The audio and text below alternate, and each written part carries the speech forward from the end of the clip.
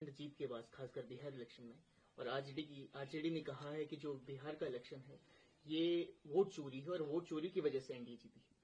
देखिए, आरजेडी ने कहा कि वो आत्मचिंतन करेंगे, पर आत्मचिंतन के नाम वो वही करने लगे जो कांग्रेस पार्टी ने की, वो है डिल्यूजन में रहना और अपने बेटे को हार से बचाना। इसीलिए एक तरफ हमने देखा कांग्रेस में भी बेटा बचाओ अभियान चला, तो वहां पर इलेक्शन कमीशन, एसआईआर और यहां तक कि जनता को भी दोष दे दिया। और उन्हीं की देखा देखी आरजेडी ने भी बेटा बचाओ अभियान के तहत इलेक्शन कमीशन वोट चोरी पे आरोप लगा दिए। ताउम्र कांग्रेस और आरजेडी यही गलती करती रही, धूल चेहरे पर थी, कांग्रेस और आरजेडी आईना साफ करती रही। इन दोनों को प्रचंड हार मिली है, दोनों नेपो किड्स को, परंतु ना आरजेडी वाले तैयार है कि सच को स्वीकारे, ना कांग्रेस तैयार है वो सच को स्वीकारे, क्योंकि ईसीआई पर बहाना देकर वो अपने परिवार को बचाना चाहते। अरे आरजेडी और कांग्रेस के खुद के नेता, खुद के परिवार के लोग अब कह रहे हैं कि इलेक्शन कमीशन की वजह से नहीं, हम अपनी खुद की नाकामियों की वजह से हारे। रोहिणी जी ने तो बताया कि किसकी वजह से हारे।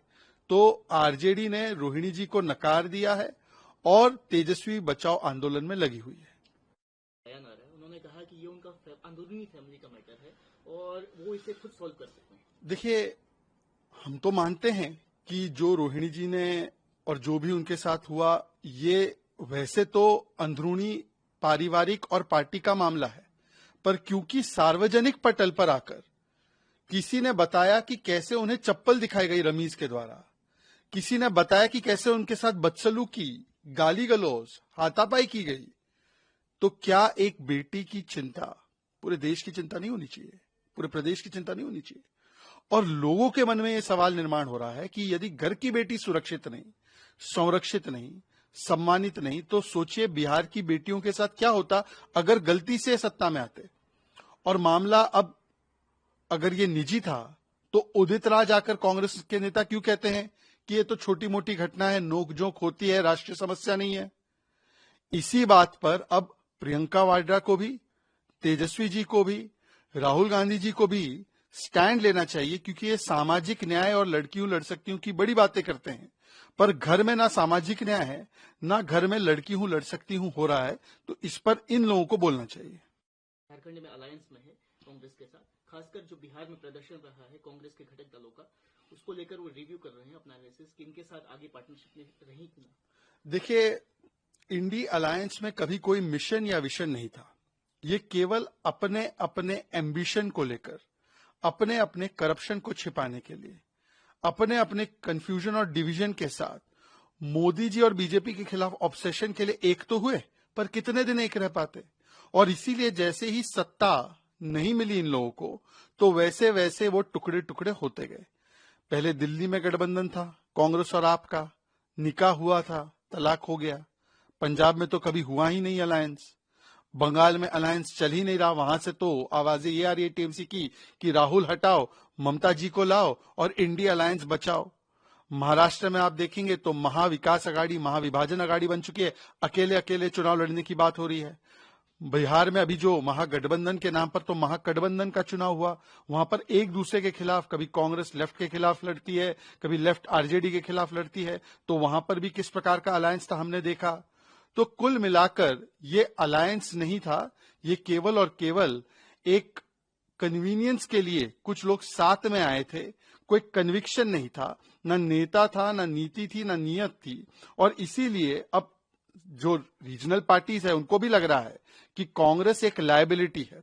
जो भी कांग्रेस को छूता है, जो भी कांग्रेस के साथ जाता है, वो खुद भस्म हो जाता है। आरजेडी भस्म हुई बिहार में, उत्तर प्रदेश में भी हमने देखा था एक समय पर अखिलेश जी का क्या हाल हुआ था, उससे पहले हमने देखा कि महाराष्ट्र में उद्धव सेना का क्या हाल हुआ है।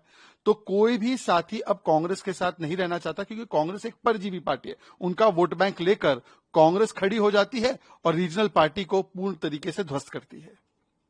उनका एक बयान आया था कि जो कश्मीर में हुआ है शायद इनजस्टिस हुआ है, इसीलिए रेड फोर्ट में आतंक हमला हुआ है, तो इसलिए वो उसको जस्टिफाई कर रहे हैं। देखिए, अभी ये आतंक के डॉक्टर्स का नेटवर्क पकड़ा गया, पर हमारे देश में एक विशेष स्पिन डॉक्टर्स ऑफ टेरर है, जिनका पूरा काम केवल इतना ही है कि जब भी कोई आतंकी घटना हो या आतंकी पकड़े जाए तो आतंकी बचाओ गैंग काम पर आ जाता है वोट बैंक के नाम पर, और ये वोट बैंक नीति को राष्ट्र नीति के ऊपर रखते हैं।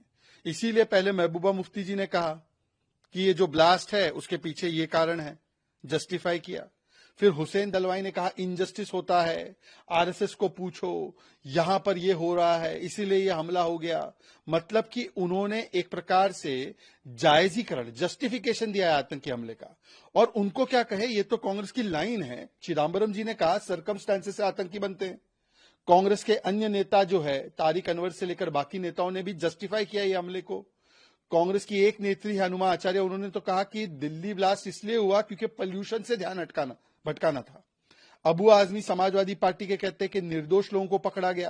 तो कुल मिलाकर इनकी जो पूरी जमात है, इंडिया अलायंस की जमात, अफजल गुरु की पैरवी करना, याकूब की पैरवी करना, नक्सलियों को शहीद बोलना, बाटला हाउस एनकाउंटर में आंसू बहाना, ओसामा जी कहना, हाफिज सईद साहब कहना, ये कहते कहते आज फिर से वो आतंक की पैरवी कर रहे हैं, आतंक को कवर फायर दे रहे हैं, क्योंकि इनके लिए राष्ट्र नीति, सुरक्षा नीति के ऊपर है वोट बैंक नीति।